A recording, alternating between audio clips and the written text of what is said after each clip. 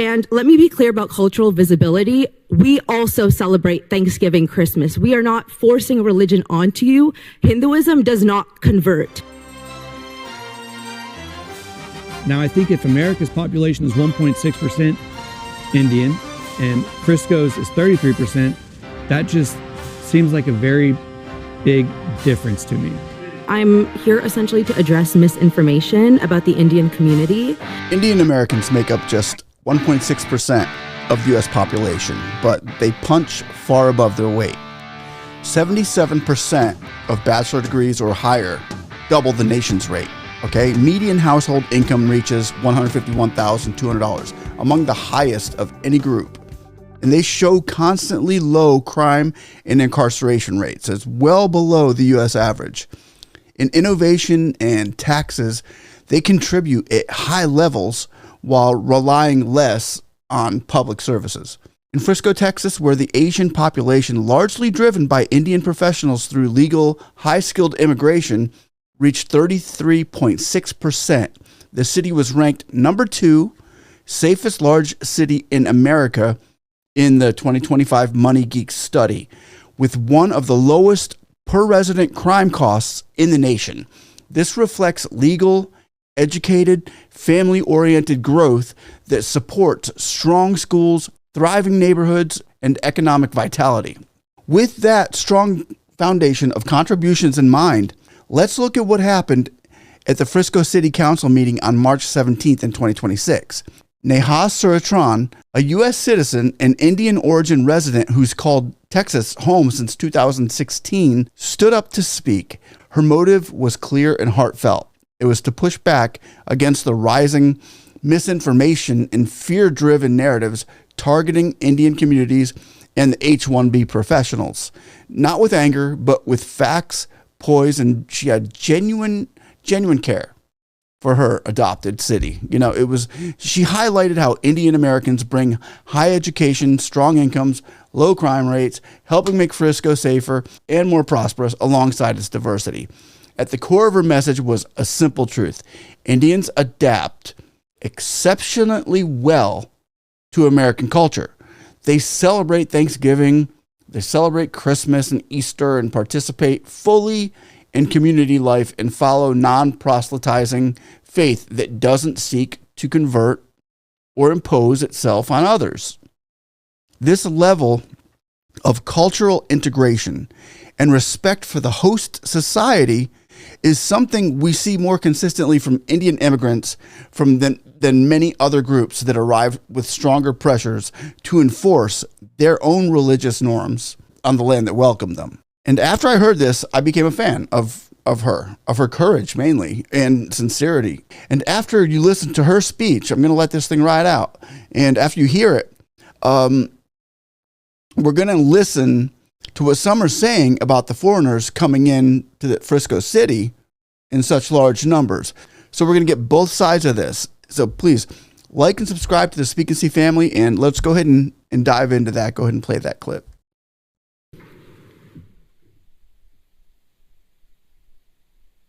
Just let me know when you start the time. I'll just start the time on my own side so I can see how I'm doing time-wise. You have it on there. Oh my God, it started. Okay. Hi, my name is Neha Suratran. I've lived in Texas since 2016, and I've significantly watched a demographic change. So today I'm here essentially to address misinformation about the Indian community that has been stated at previous meetings, the blatant racism that was displayed quite literally 20 minutes ago, and all of this has spread to the news. Times of India is writing about Councilman Tucker and how that so-called activist Paul has blatantly made racist claims towards him. But many of these people that have spoken at previous town halls, they've used the word alleged fraud, alleged activity, alleged concerns. I will not be using that word tonight. I'm not here to speculate. I'm here to present facts. I'm here to cite real data, and I am here to address directly the misinformation surrounding H-1B visas and harmful stereotypes about the Indian community in Frisco. Tonight, I'm here to talk about two things: the truth about H-1B visas and the reality of the Indian community in our city. I spoke directly with the Frisco Chief of Police, David Shilson. Something that I want to make clear to everybody here tonight: the Frisco Council is not responsible for H-1B visa fraud. That directly goes to a federal bureau. Complaining here, the only reason why people are complaining to the council is to spread blatant hate towards the Indian community because they feel uncomfortable seeing people that do not look like them. What Sahas had said earlier, Frisco is consistently ranked one of the safest cities in America, not despite its diversity, not despite its Indian population, but alongside it. And as of today, there are no verified reports of H-1B fraud in Frisco. If the word alleged continues to be used one more time, at this point, I would urge citizens to assume that it is false unless you do a quick research on Google. Look at a Federal Bureau website. The statistics, the data, it's all there.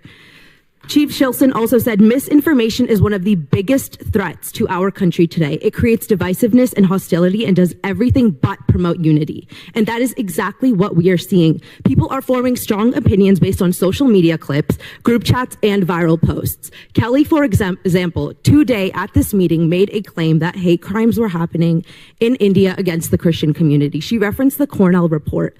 Upon looking at this report, you can see that there have been 200 cases of hate crimes towards Christians, but India is home to 1.2 billion people.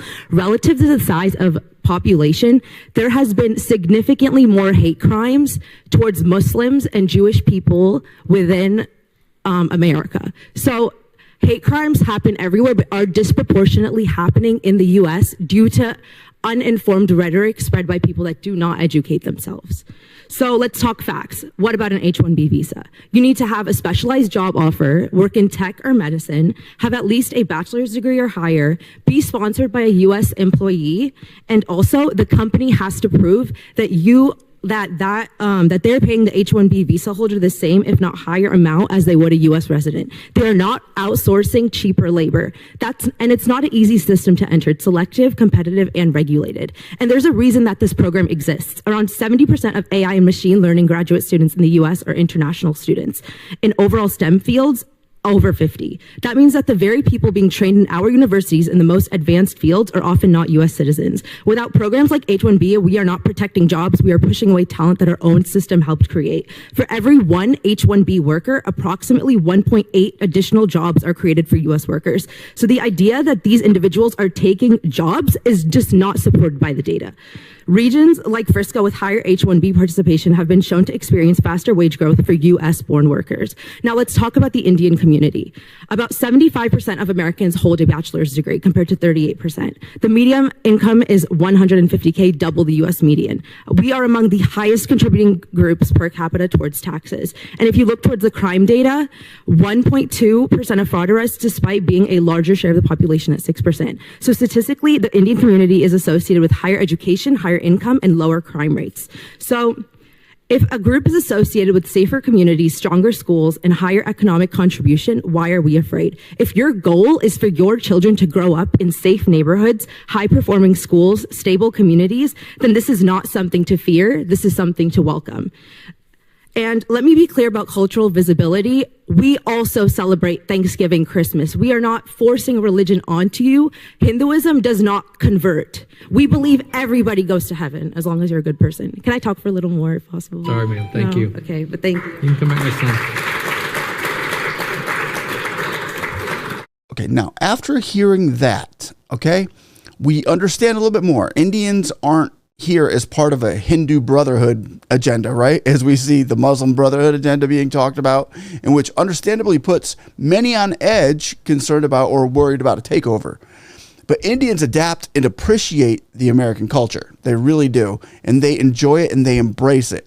And many Americans just, they don't know. They think Hindus and Muslims are of the same cloth. And that's probably the most highly misrepresented idea or train of thought in America that discourages Americans about the issue. Really, it is. Hindus and Muslims are polar opposite. And quite honestly, history shows that they are kind of arch enemies in many cases. But now let's listen to Mark Palaciano raising alarms about rapid Indian population growth, the alleged H-1B visa fraud abuse, job impacts in tech, and what he calls the Indian takeover of the city. and let me know what you think. Go ahead and roll that clip. And the Indian population in America is 1.6%, but in Frisco it's exploded to 33%. That's not diversity. Here's a breakdown of the demographics in Frisco, which remain overwhelmingly white. Then there's Asian, which lumps in Indian, Hispanics, blacks, and so on. So what's wrong with that number? It's a good question. I don't know how to answer it, right? Because what is the right number? Now, I don't know. Now, I think if America's population is 1.6% Indian and Frisco's is 33%, that just seems like a very big difference to me. And I get it. I get what he's saying. I really do. I mean, some people worry about Frisco becoming like another Dearborn. But the data shows a different picture so far. I mean, legal, skilled, professional building rather than enclaving, with the city still ranking among the safest in America. And Dearborn is totally a different subject. And I don't think you will find any Indian daycare centers misspelling their names or running from Nick Shirley. Look, some of the pushback in Frisco has included ugly stereotypes and accent mocking, and that's just wrong. It happens in every culture when people feel their way of life is changing overnight. But there's also a legitimate reaction here. When your suburban city that's been built around certain schools, neighborhoods, and traditions shifts dramatically in like 10 or 15 years from mostly white families to where Asians, mainly Indian professionals via H-1B, are now a third of your population in that city, it can feel a little bit disorienting. You're not bigoted for noticing that or wanting change to be gradual and manageable. India doesn't have Americans flooding in and reshaping cities at that scale. They don't. So it's easier for folks back home to cheer skilled immigration without feeling the flip side, really. But India has dealt with its own influxes. I mean, large-scale migration from Bangladesh and Pakistan that sparked real debates about jobs and cultures and identity in places like Assam. You know, I mean, the difference, those are often lower skilled and more contested. Here in Texas, the growth is illegal. High-skilled, tax-paying professionals building families and contributing to the schools and the economy. Exactly what Neha highlighted with the stats on education, income, and low crime. The middle ground, I guess, is to recognize that rapid legal change via, like H-1B, creates real local pressures, even if overall crime stays low and the economy booms. I mean, still, the H-1B has pressures. So while celebrating the contributions of people like Neha and Sahas, the other guy that was there, we haven't showed that one yet, but we will one day. But they're integrating and defending their American values. I mean, it's not anti-Indian to want smarter caps, better wage protections, or clear integration expectations. That's actually more like pro-community sustainability. And Indians, having their own sons of the soil experiences, can empathize with Texans wanting to preserve some continuity in their hometowns. Global talent flows are great, but host communities everywhere still deserve a voice in the pace. I mean, without being subject to be scrutinized that you're racist. I get it. And I think I get most of it, and there's still a lot to learn. But I really would love to see the stereotype of Indians diminished. My daughter lives in a neighborhood that's probably 50%, maybe more population in her community of Indians. Her kids are growing up with Indians. Her kids are going to be going to school with Indians. It's just a baby now, but I mean, the community is very safe. They're running around with their pets and their dogs, and it's just a beautiful family-oriented place that I don't see a bad change in it. I see a positive change, even though it's not looking so white. It's still a very positive change. And just with that, I want to say, I respect your views. I respect your opinions, and please be respectful in the comments about what you're writing and share your opinions and your thoughts. We can agree to disagree. Happily incompatible will tend to be, and the Hindus and the Indians are very good at that too as well. So let me know what you guys think down below, and we want to thank you all for once again joining the Speak and See family here. And please like, subscribe, click that notification button so when we get information out, you can get information in. One love. We'll have a blessed day. Bye-bye.